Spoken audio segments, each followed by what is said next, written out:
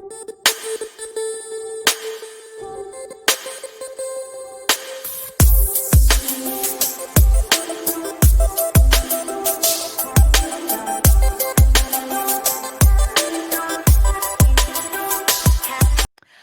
everyone. Thanks so much for joining us tonight. I am Candice Dormon, and this is Amplify. I'm so thrilled to have with us tonight Jessica Sager from All Our Kin, and we have a really important conversation that we are prepared to talk about for family childcare providers and the effect of distance learning on family childcare programs. So, first, I want to say welcome to Jessica. Thank you so much for coming on the show. I am so happy to be here. Thank you for hosting me. Absolutely. And then I want to shout out to the folks who are watching. Thank you so much to those of you who have tuned in to the show. We are streaming live on Facebook Live on the All Our Kin platform. And then after the show, if you didn't get to see this, hopefully you are rewatching it on YouTube. So let's just dive right in. Jessica, I wanted to have you on because All Our Kin is a local support for childcare providers. Can you tell us a little bit more about what All Our Kin does? Sure, absolutely. So, we're at a really interesting moment where suddenly everyone in this country is waking up to the fact that childcare is absolutely essential. But for too long, we really haven't funded our childcare system. And so often it is family childcare educators who are running micro businesses in communities who are creating the care that best meets the needs of parents, of children, and of families. So, what we've done at All Our Kin is created a system to support family childcare educators in every possible way as professionals. So bring them the best of what we know about brain development, the best of what we know about how to run a small business, and really everything that they need to do the critically important work that they do successfully while also making a good living doing it. And it's really our honor and pleasure at All Our Kin to play that support function for family childcare businesses. We did start here in New Haven, Connecticut, and our model has now grown to several cities in Connecticut and in New York City. And what we're seeing is actually that people across the country are recognizing the importance of family childcare and are looking to build models like what All Our Kin's family childcare providers and staff are doing here in New Haven. That's incredible. I do remember when I I was getting ready to launch my family childcare program, I knew exactly where to go first, right? Like I knew that I wanted to do this and I knew that I had some information and could do the work once we opened, but did need a little bit of help navigating the application program and a little bit of extra help navigating like the launch of my business. And so it was really nice to know that you guys were here locally with with classes and workshops and all kinds of things, even some financial supports that you guys made available and continue to make available. So, as a person who absolutely has participated and benefited from the kinds of supports that you provide, thank you for all of the work that you're doing. Oh my gosh, no, I thank you for everything that you're doing to champion family childcare at a moment when we all need childcare so badly for our little ones, and as we're about to talk about, for our school-age children too. Absolutely, absolutely. It doesn't end. And I was thinking today that even if you don't have children, fixing this problem helps everyone, right? Because making sure that families have a safe place and an affordable place to send their children makes it so that you, as a coworker, a colleague with no kids, right? Like, there's Yep. nothing worse than being the parent who can't come in when they need to, or feeling like things have been dumped on you, right? There's a lot of talk right now, which is not what we're talking about tonight, but about supports that people who don't have children Yeah. need and are in some cases having to pick up for family, for workers who do have children and aren't able to come. So this issue of making sure that children are taken care of, I think it's an everyone issue. And if we thought about it that way more often, we would probably in a much better situation. No Um, question. So let's just dive right in because, as you said, the thing that we're here today to talk about is now we are really in the thick of like purposeful distance learning and what that looks like for the last 4 months of the school year of last year's school year. It was very just like we're all trying to figure it out. Kids got thrown everywhere, and I say that very loosely, but families just had to figure it out. And now we're in this position where it is purposeful that schools have been closed. Hybrid learning, distance learning has been a thing, at least here, since school opened again. And so we're really now expecting from the forefront that family childcare providers will be able to take on this extra work, right? So what has the response been as you guys have been in touch very closely with childcare providers now 2.5 months into school, or maybe 2 months into school? What has been their response to having to take on the responsibility of distance learning for older children, for school age Yeah. child? Yeah. So first, let me just say we should probably have said, I should have said what family childcare is. So Oh, again, sure. these are micro businesses, usually run in someone's home, and they provide really wonderful learning opportunities for usually 6 full-time children plus 3 before and after schoolers. And it's one of the most common forms of childcare. About half of all children are in home-based childcare. And it often works really well for parents who are essential workers, working non-standard hours, have challenges around transportation. But it works for a lot of other people too. And in the middle of a pandemic, it's very attractive to a lot of parents because of the small group size and the close relationships that family childcare educators build with parents. So what's happening now here in Connecticut, where the license is for 6 children plus 3 before and after school, family childcare educators can now actually care for 9 children. Those 3 children can now come all day long. And what we are seeing is that educators are finding ways to support families by creating distance learning spaces in their homes. That means setting aside space for older children. It means being really intentional about how to offer programming to the young kids while also, any parent who's spent time helping a child navigate distance learning knows there's a lot of support involved in that. But it's been an incredible balancing act, and so we've seen our family childcare educators do what childcare providers so often do, which is they just make it work. They just Right. make it work with creativity and strategy and skill. And what we'd love to see is for them to get a little more support in doing this really important work. That's a really good point. You're right. We should start there. I was ready because I'm ready, right? Like I'm upset. So like I was ready to go after folks, but you were absolutely right that family childcare providers make it work, and the way that they do that at the start is by being as flexible as they are, right? It is not just a simple, like a center would be open from, 8 Right. to 5 and that's it. Different providers can set their hours to support, the needs of different schedules and different family setups. So they're absolutely set up on the at the baseline to be very flexible, and in taking on distance learning that's like peak flexibility, right? Yes. And the piece that Yes. you said definitely about the additional required support of children, it to get them through to facilitate distance learning is something that I don't think if the pandemic started in the middle of a school year that most people would understand, right? I Mhm. think that now more than ever, people are understanding what it takes to take care of children full time in the house. Yeah. Even parents are more understanding of what it takes to take care of their own children full time in the house. Like I actually don't think any of us signed up for that, right? Like most of us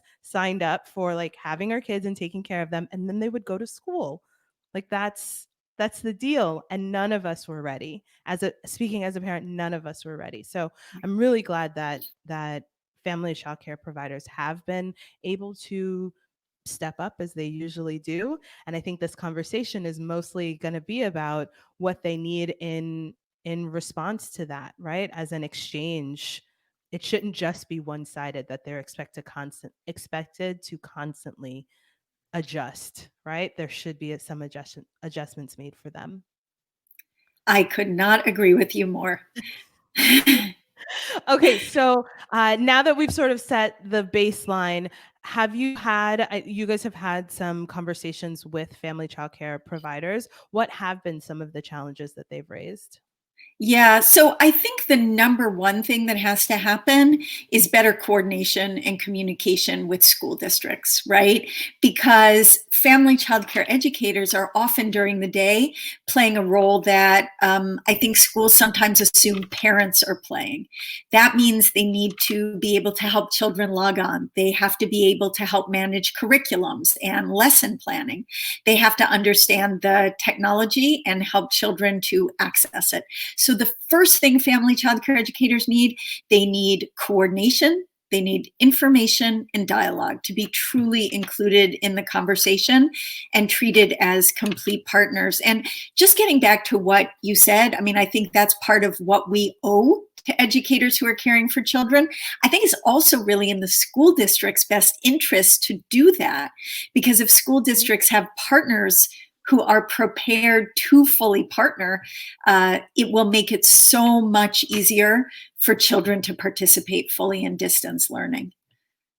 Absolutely. And thinking about schools, I know one of the key issues in the spring when kids were first home was this worry about loss of learning, right? Yes. Worry about of participation. There were low participation rates, and I will be absolutely honest, we tried really hard in March and April, and by May and June, our and my capacity for trying was very low. So even our Yeah. participation rate when I was at home, right? I wasn't even a parent who was trying to juggle full-time work with their kids at home and figuring it out.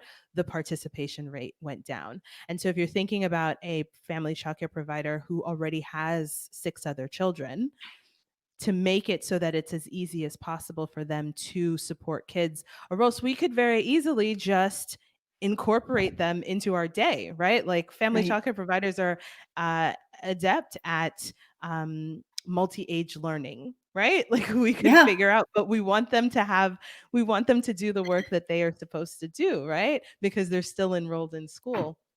So I remember I had a conversation with my child's teacher at the beginning and said, "Hey, I want you to know that if anything like really for a parent that you need to talk about, like absolutely call me.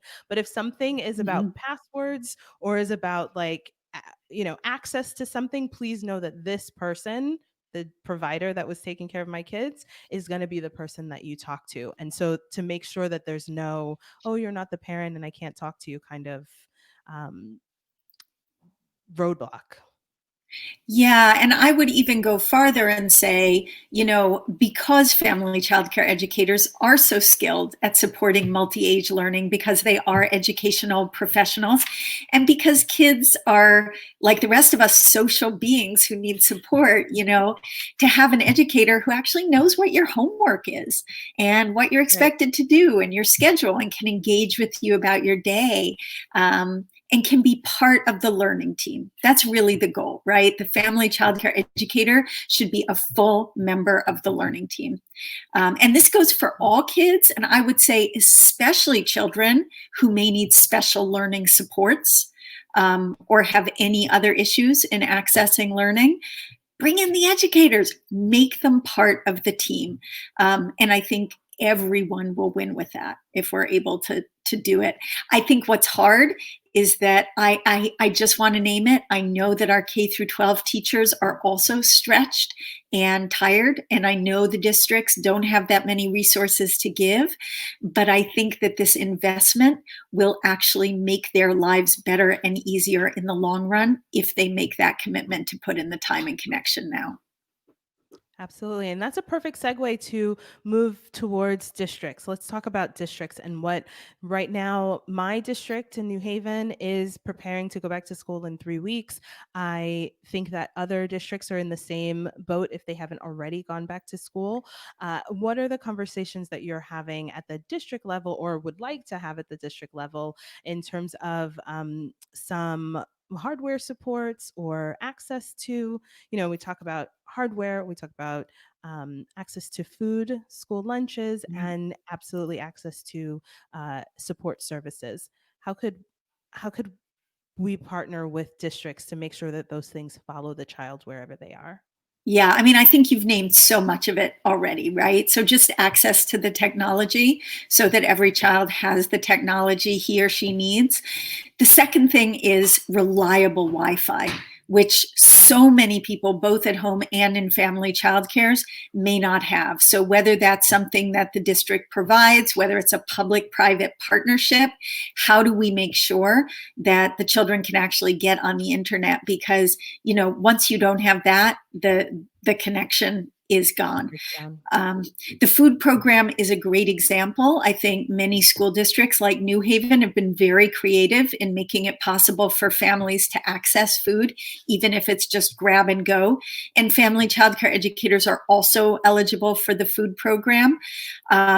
The last piece I do think is comprehensive services. So where schools offer nurses, where they offer counseling support, where they offer, dental support, to really think about how children can access these if they're in family childcare programs. Once they transition back to school, I think that partnership needs to continue, particularly if it's a hybrid model where kids are going in and out of the classroom. I think in some ways that gets a little bit easier because kids have more time together in the traditional structured classroom space.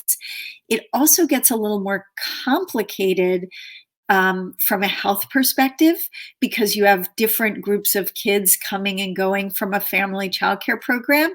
And that means providers really need to be keyed in to what's happening at the school, and certainly aware of any issues that may be coming up there that they should be aware of. That's a really good point. So two things that you said. One is making sure that providers are aware of what's happening in the school. Is there a way that districts can?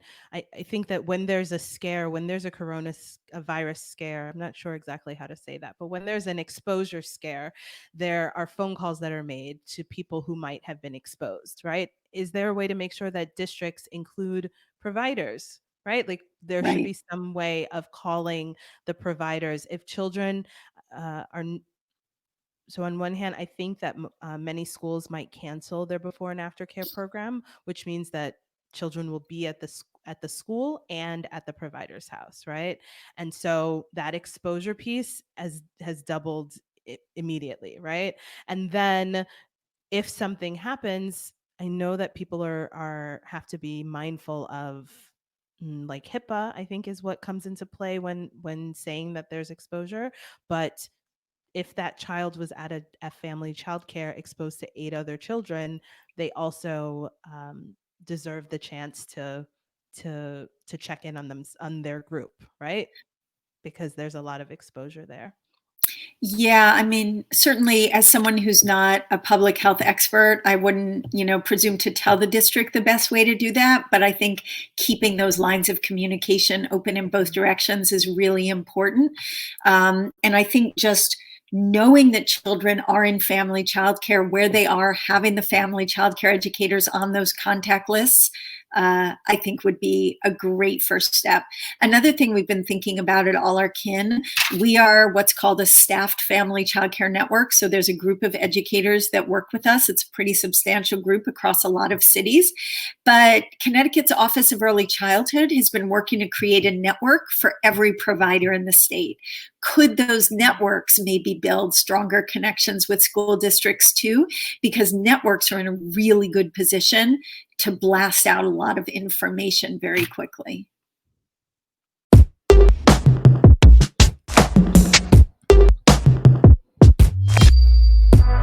The time is coming to make a decision, to take a stand for you, for me,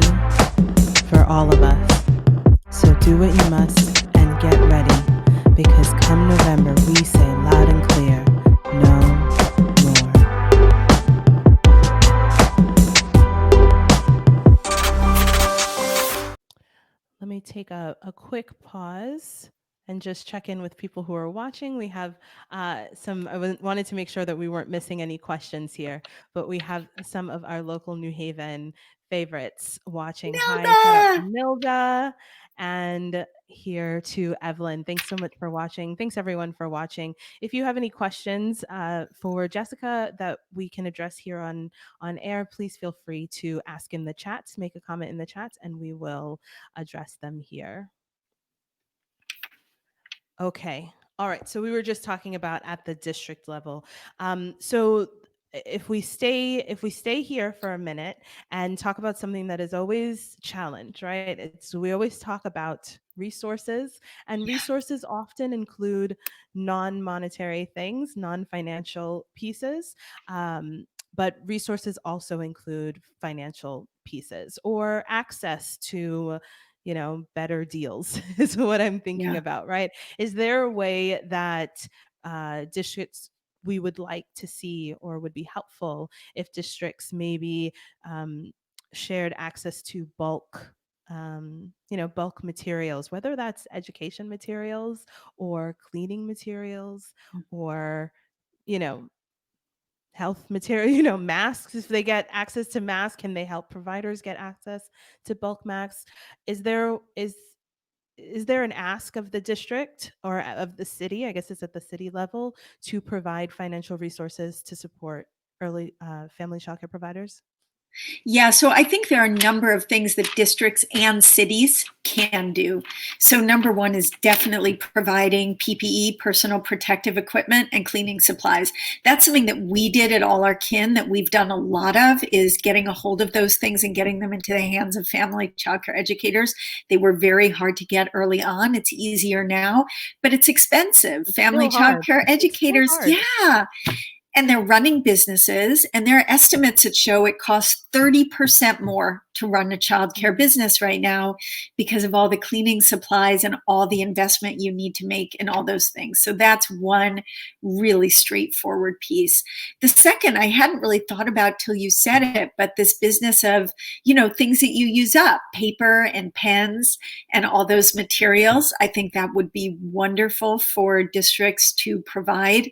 I also think that both districts and cities can provide nursing consultation and support and advice. If someone has a question, or wants to know what's a really good public health practice, or am I following the right rules here? Because the rules are different than they used to be around safety. I think that is a great, great role for the city or for the district to play. Absolutely. That piece around information, sometimes I think about the flow of information, and I think of myself as being aware and able to find information if I'm looking for it. And still sometimes things come out and I don't see them, right? So I'm thinking in terms of information on where to get tested if you Yeah. need a test, like very clear, constantly sharing with people where that is, because I don't have in my mind right now, if I had a scare and I needed a test, exactly where I would go, other than um my primary care, who I just found out doesn't even do tests, right? Like I just asked them Mm. 2 days ago. Yeah. Um, and so just making sure that what we think is common knowledge to everyone, even now, 6 months in, may not actually be common knowledge, right? Whether it's just not knowing about it or a language barrier, like there's so many things that get in the way, or just like paying attention to Mm. making it through, right? Like families are thinking about a lot of things right now, and the information is getting lost. And also, on the other hand, there's so many phone calls coming into my Yeah. phone from the district that you sometimes skip them and then you might miss information. You know what I mean? But is there a place, a very simple place of where we can constantly be telling people to go to find this kind of information? Because it doesn't matter. I just keep feeling like it doesn't matter how many things are available if people can't access them. Yeah. You know what I mean? I know exactly what you mean. And if the flow of information is so overwhelming that you don't know what's important or who to trust, and there are just 2 points I want to make around that. One is that, we had a medical student do her thesis with us a few years back, pre COVID, and she basically asked parents, who do you trust more, your pediatrician or your childcare provider to give you medical advice? And parents Mm, often trusted their childcare provider more. They said the pediatrician is an expert, but she sees my child once a year. If my childcare provider tells me something, then I really know that she knows my kid, right? So I think we underestimate the value of partnering with childcare educators as messengers to parents, right? The absolutely. other piece of this is around basic needs. This is a really hard time for a lot of people, and childcare providers, that's a place where parents go to find out about everything from help with utilities to food banks to job training programs, if we put that information in the hand of childcare provider. And if not, she will probably get on the phone and track it down, but she shouldn't have to carry that burden, right? We Right. should make that information readily accessible, because we see all the ways that educators are helping parents get what they need during an incredibly hard economic time for an awful lot of people. Absolutely, absolutely. That piece about the childcare provider is like an extension of the family. I just saw a former client and child that I took care of, and I haven't seen that baby. Baby's like 2 years old. I haven't seen her in like 4 months, and it was Oh, like a long lost, right? Like one, I was very surprised at how much she still remembered me. Like she ran over and she was basically trembling, right? This little baby. And so you think about how close family childcare providers yeah, are to families and to children. The fact that we even have to have these conversations about the importance of giving them what they need and yeah. giving them information and helping them help families is just absurd to me. Because I just can't even understand it. I can't even understand Yeah, it. But here we are. yeah. I'm feeling verklempt. If you'll allow me a really small, I just need to shout out what incredible heroes childcare educators have been just throughout this whole pandemic, caring for the children of essential workers, making sure that children feel safe and loved and happy in scary times, getting in their vans and driving around to the homes of families who couldn't bring their children to care to drop off books and materials, singing songs on the phone and on Facebook Live. I mean, we have just seen so much. I don't know Mhm.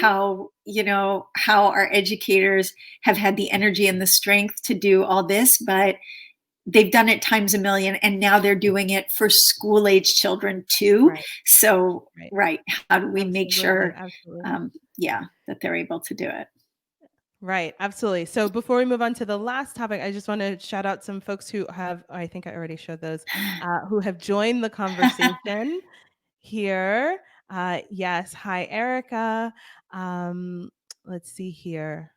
Thank you for joining the conversation. We have a question here. What happens when a child who typically receives one-on-one support from a paraprofessional ends up at a family childcare program and that support is not available? That's a really important question because often family childcares are just one person with 6 and now 9 children. So, do you have an answer? I'm gonna think through. Yeah, I mean, I certainly don't. I would love to know what districts are doing. I don't even know if all districts are doing the same thing. Is it, Yeah. one-on-one coaching support over video or the phone? Are they actually sending some folks in to provide that support? I don't know the answer. I think it's a really important question to be Mm. asking, and a good question to ask every single school district. I mean, one of the things that's hard about this is that every school district is a little bit different. And so we need to build these partnerships kind of one at a time. Absolutely. I don't have an answer to that. That's a very good question. Like you said, for the school district, the fear that I have is one that child, the provider does everything that they can, but that child does like simply doesn't get the full support that they need, right? Yeah. Or that child ends up back at home because it's beyond the capacity of even a very flexible and very talented childcare provider. And so then that falls on the parent, on and then back on the child, right? Like, is just sort of left to figure out what to do. And Right. then, I was in a conversation today where the question is, whose responsibility is that? Is it the district's responsibility to ensure that school age children are getting what they need, no matter where they are, because it's still a school day, school hours, Yeah. right?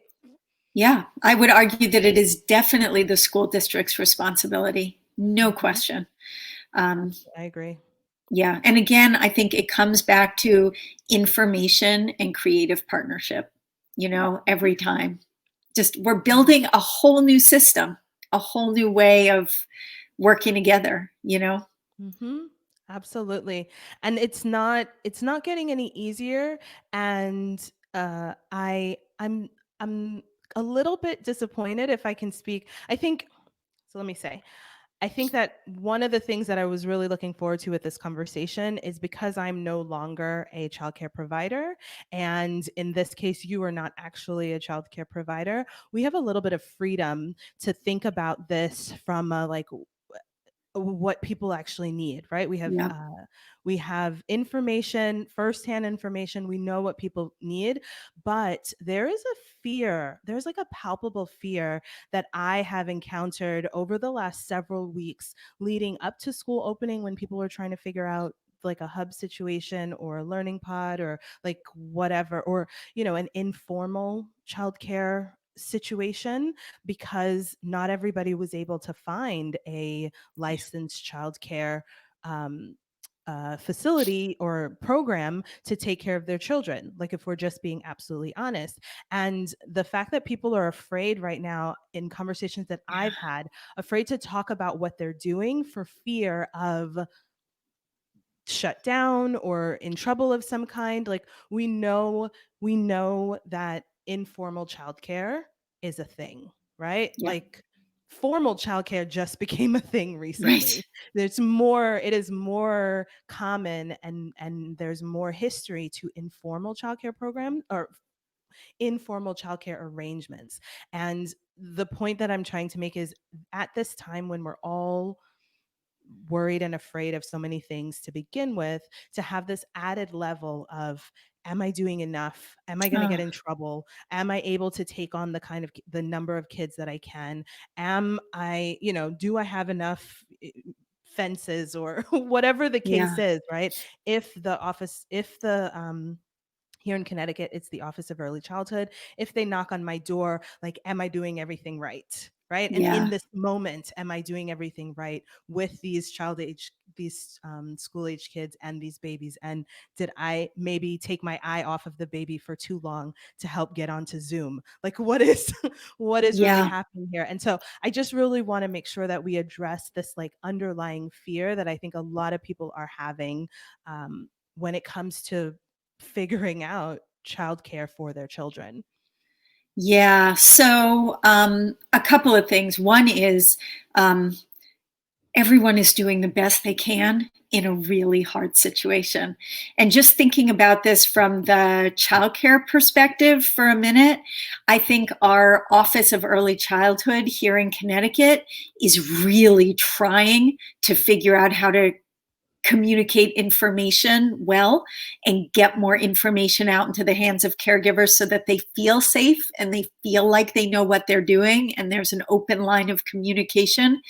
But it's definitely scary when the information changes all the time. And it's agonizing when you're a parent and you don't feel like you have safe, good choices available to you. I know the Office of Early Childhood is gearing up for a big effort to license a lot more family childcare programs across the state, precisely because of this problem. And I hope they're able to do this. And you know what? Family, friend, and neighbor caregiving is also wonderful. And it's not something we should judge. It's something Mhm. that we should support. It's part of the childcare continuum, right? The goal Right. is that wherever children are, they should be safe and loved and learning. And everyone who's caring for children should be honored for doing that important and difficult work. And that means giving them what they need in order to be successful. Absolutely. I couldn't agree more. And then I guess, so we talked about at the district level, at the city level. I think district and city are probably pretty close. Mhm. What are we thinking about at the state and national level? What is the conversation looking like here in Connecticut and then at the national level? Because I know that you serve um, New York. Um, Mhm. what does this look like? Yeah, so I think one big piece is around childcare subsidy dollars. So what's, Care for Kids here in Connecticut, it has other names in other states. So getting more money into that program to make sure that working parents can actually pay for childcare, making sure that that money covers the cost of care for school-age children, and that there's enough of it that in paying for school-age children, we don't use up the dollars that used to pay for preschoolers and infants and toddlers, right? So how do we make sure there's just enough money in the system? How are we getting money into the hands of childcare providers to pay for the things they need, the PPE, the cleaning supplies, unless we can get the district to do that, and so their businesses stay open, because the pandemic forced a lot of businesses to close just when we need childcare the most, right? So we have programs closing and we have parents, as you described, who can't find care. So how do we stabilize childcare and make that happen? So that's state dollars, but we also need federal dollars. We desperately need $50 billion for the childcare industry across this country. That may sound like a lot. That is less than the federal government spent bailing out one airline, and this is an industry. Speak It on it. is, you know, as Ai-jen Poo says, this is the work that makes all other work possible. If we don't invest in childcare, all our systems break down. So it's absolutely essential to get those federal dollars going. The other big thing right now is staffed family childcare networks like All Our Kin, hubs where providers can come together for peer mentorship and support and referrals and, advice and programs and training and materials. That's something that the state of Connecticut is trying to replicate in other parts of the state. It's something that I think, the federal government is trying to figure out how to replicate too, because every professional needs a support system, especially professionals that are doing work that is this important. So those are a few of the big things that people are talking about at the state and national level that I would put really front and center. And I'm thinking about at the state level, just as we were thinking about how differently that different districts, there's too many difference, but different districts are operating very differently, right? Things look different just 20 minutes away, just 30 minutes away up the North Shore.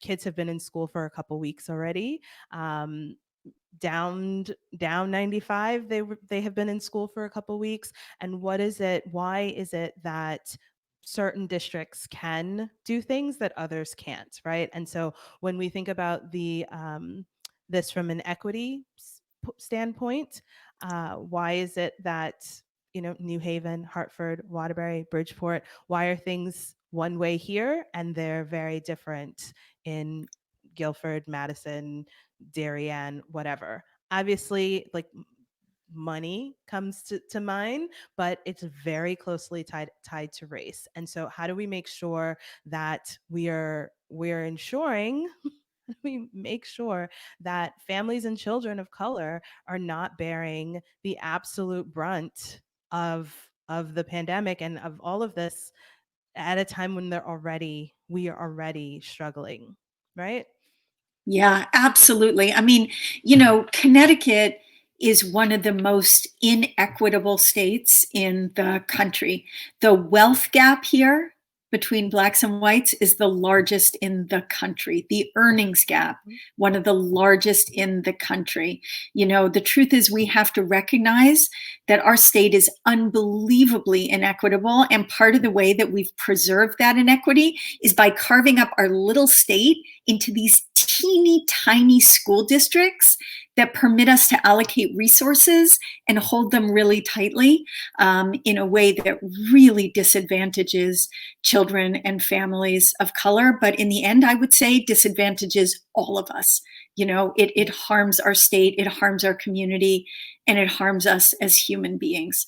I would love to see us create a whole different vision for how we support children, families, and by the way, educators too, and Mhm. actually value the labor of educators and lift them up and pay them enough, to build wealth and be rewarded for the incredibly important work that they do.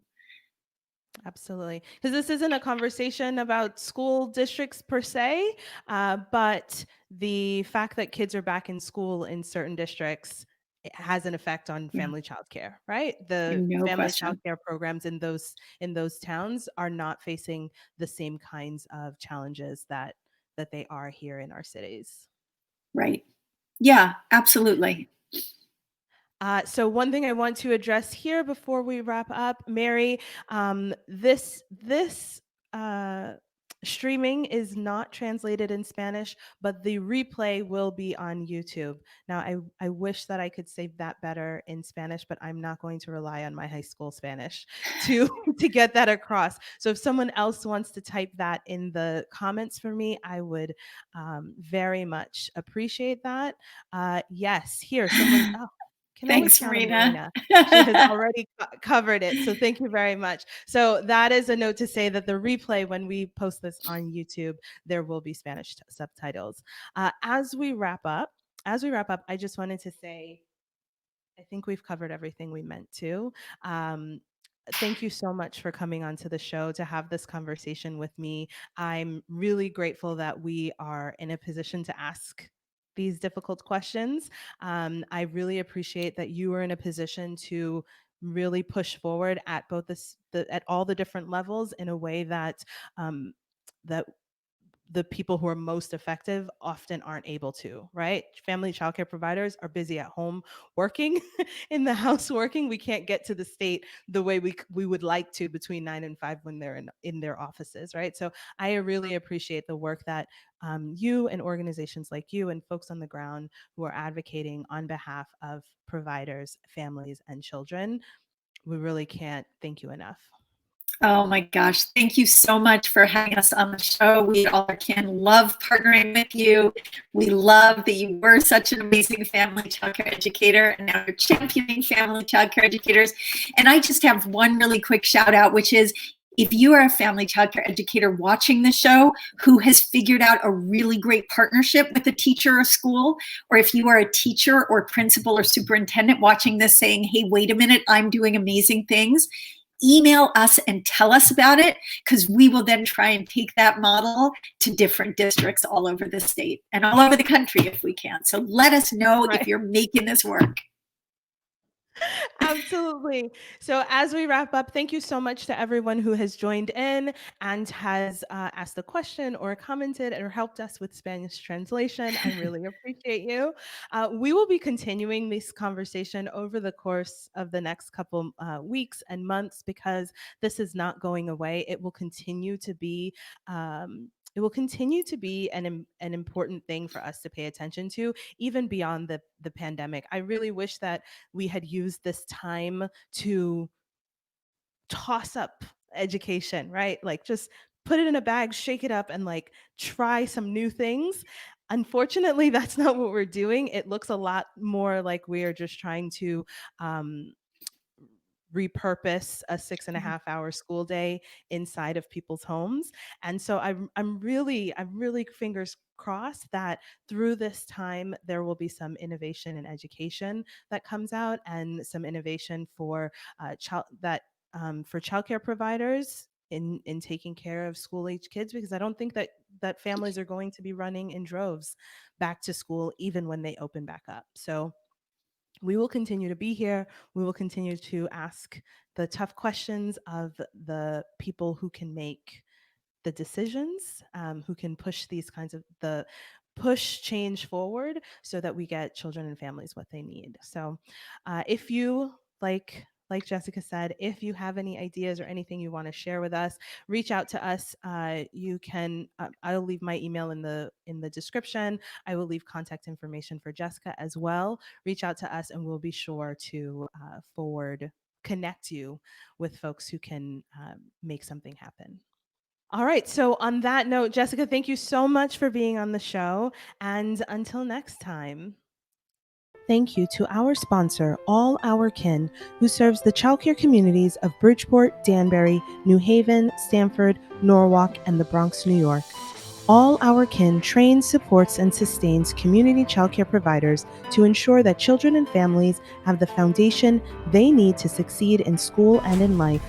Through their programs, childcare professionals succeed as business owners, working parents find stable, high-quality care for their children, and children gain an educational foundation that lays the groundwork for achievement in school and beyond. To learn more, visit them at www.allourkin.org. I'm your host, Candice Dormon. Until next time.